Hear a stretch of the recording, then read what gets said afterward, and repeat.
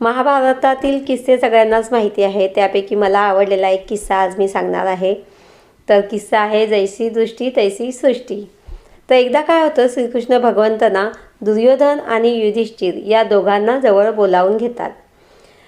सर्वात अगोदर ते दुर्योधनाला सांगतात की दुर्योधना, जरा नगरीमध्ये फेरफटका मार आणि तुझ्या दृष्टिकोनातून एक सज्जन, एक चांगली व्यक्ती मला शोधून माझ्या पुढे आणून उभं कर. त्याप्रमाणे दुर्योधन जातो, सगळ्या नगरीमध्ये फेरफटका मारतो, पण दुर्योधनाला काही चांगली व्यक्ती सापडत नाही आणि दुर्योधन रिकाम्या हाताने देवापुढे येऊन उभा राहतो आणि म्हणतो, अरे देवा, किती रे अवघड काम सांगितलं होतंस तू मला. अख्खी नगरी पालथी घातली, एकही चांगला माणूस सापडला नाही. सगळी नगरी दुष्टांनीच भरलेली आहे, स्वार्थी लोक आहेत.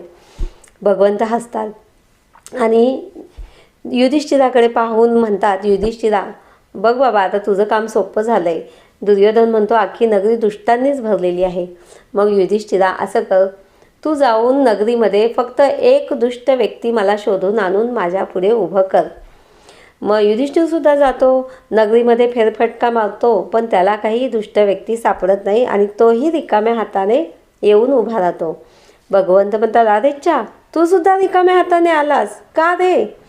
मग युधिष्ठिर म्हणतात, देवा, मला तर कोणामध्ये काही वाईट दिसलं नाही.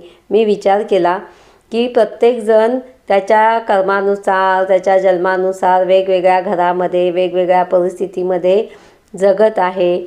त्याच्या परिस्थितीनुसार त्या व्यक्तीचा स्वभाव घडलेला आहे. प्रत्येकाच्या वाट्याला वेगवेगळी संकटं, वेगवेगळी दुःख, वेगवेगळे भोग आहेत.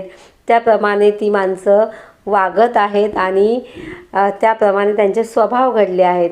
पण मी पाहिलं की मनाने ती सगळी माणसं खूप चांगली आहे. त्यांची मन मात्र स्वच्छ आणि निर्मळ आहेत आणि सगळ्यांच्या ठिकाणी मला एकच परमात्मा दिसत आहे.